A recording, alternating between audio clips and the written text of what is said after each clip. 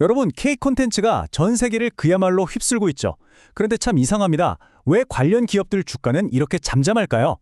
오늘 대신증권의 아주 흥미로운 리포트를 바탕으로 2026년에 찾아올지 모를 KIP 산업의 숨겨진 기회에 대해 한번 깊이 파고들어 보겠습니다. 네, 바로 이 질문. 이게 오늘 우리가 풀어야 할 가장 큰 숙제입니다. K 콘텐츠는 이제 단순한 유행이 아니라 하나의 거대한 산업이 됐잖아요. 그런데 왜 시장은 이 KIP 기업들의 가치를 제대로 못 알아주는 걸까요? 그 이유를 지금부터 하나씩 같이 한번 추적해 보시죠. 본격적인 이야기에 앞서서요. 언제나처럼 꼭 드려야 할 말씀이 있죠.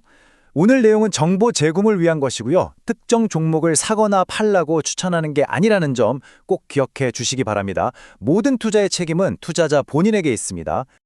자, 1부입니다. 먼저 우리 KIP 기업들이 싸워야 할 운동장이 대체 어떤 곳인지부터 좀 봐야겠죠.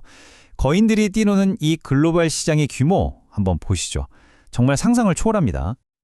와, 4,700억 달러. 이게 감이 잘 안 오실 텐데요. 지금 환율로 따지면 600조 원이 훌쩍 넘는 돈입니다. 우리나라 1년 예산의 버금가는 정말 어마어마한 시장이죠. 이 숫자 하나만 봐도 이 게임의 판돈이 얼마나 큰지, 그리고 여기서 이겼을 때 얻는 보상이 얼마나 달콤할지 짐작이 가시죠? 그럼 이 엄청난 시장에서 대체 어떻게 돈을 버는 걸까요? 그 비밀의 열쇠가 바로 이겁니다. OSMU, 원소스 멀티유스 전략. 쉽게 말해서 하나의 대박 아이템으로 여러 가지 사업을 하는 건데요. 여러분 잘 아시는 해리포터를 한번 떠올려 보세요. 책 하나로 시작해서 영화, 테마파크, 온갖 장난감까지. 이게 바로 IP 산업의 핵심 수익 모델입니다. 그런데요, 이게 바로 우리가 마주한 현실입니다. 이 랭킹을 좀 보세요. 디즈니, MBC 유니버설. 이름만 들어도 아찔하죠? 이 시장은 사실상 이 거대 기업들이 모든 걸 장악한 그들만의 리그에 가깝습니다. 상위 10개 회사가 전체 매출의 절반 이상을 가져가는 기울어져도 한참 기울어진 운동장인 셈이죠. 자, 그럼 이제 한국으로 한번 눈을 돌려볼까요? 이 철옹성 같은 시장에도 불구하고 오늘 이 대신증권 리프트는 우리가 놓치고 있는 엄청난 잠재력이 바로 이 한국에 있다고 아주 정확하게 짚어내고 있습니다. 바로 이 부분입니다. 리포트가 아주 날카롭게 지적하고 있어요. 장기적으로 성장할 건 분명해 보이는데 단기적인 불안감 때문에 시장이 외면하고 있다는 거죠. 제가 20년 넘게 시장을 봐왔지만 사실 이런 경우는 흔치 않거든요. 한 나라의 문화적 영향력이 이렇게 커지는데 관련 기업 가치가 못 따라오는 이 정도의 격차는요, 엄청난 기회가 될 수도 반대로 함정이 될 수도 있습니다. 자, 그 가능성을 보여주는 첫 번째 증거를 한번 보시죠. 이 그래프 좀 보세요. 수출 비중이 80%, 74%, 이 숫자들, 이게 뭘 의미할까요? 네, 더 이상 우물한 개구리가 아니라는 겁니다. 이미 이 기업들의 컨텐츠는 국경을 넘어서 전 세계에서 통하고 있다는 가장 강력한 증거인 셈이죠. 그리고 더 중요한 게 있습니다. 바로 이 수익 구조예요. 한 가지 사업에만 목매는 게 아니라 콘텐츠도 팔고 라이센스도 팔고 상품도 팔고 이렇게 수익원을 다변화하고 있다는 거죠. 소위 말하는 원히트 원더 리스크를 스스로 줄여나가면서 훨씬 더 안정적인 사업 모델을 만들어가고 있는 겁니다. 장기 투자자들이 딱 좋아할 만한 그림이죠. 자, 그럼 가장 중요한 질문이 남았죠. 이 숨겨진 가치가 언제, 어떻게 시장에서 제대로 평가받을 수 있을까요? 보고서는 아주 구체적인 로드맵을 제시하는데요. 바로 2020년 가치 재평가, 즉 리레이팅 시나리오입니다.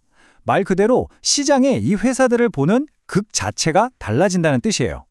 리포트에서는 총 4단계의 퀘스트를 제시합니다.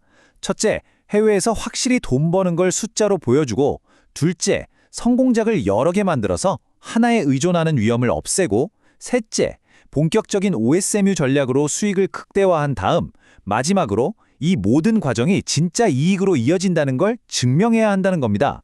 시장의 믿음을 얻기 위한 시험대라고 할 수 있겠죠. 결국 핵심은 이겁니다. 이 4가지 관문을 차례차례 통과하는 기업이 나타나면 시장도 더 이상 이 기업들을 외면할 수 없게 된다는 거죠.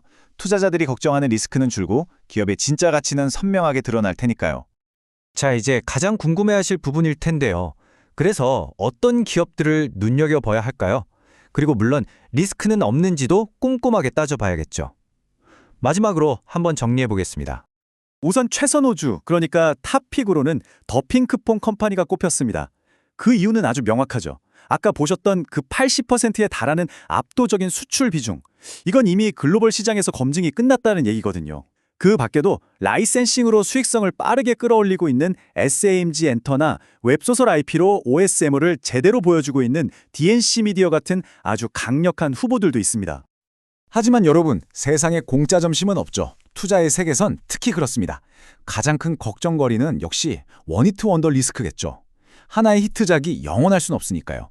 그리고 아까 봤던 그 글로벌 공룡들과의 경쟁, 이건 정말 뼈아픈 현실입니다.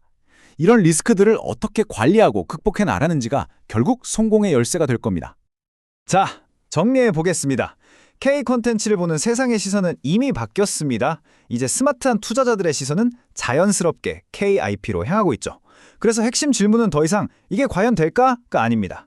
바로 누가 그 주인공이 될 것이며 언제 그 잠재력이 폭발할 것인가, 바로 이겁니다.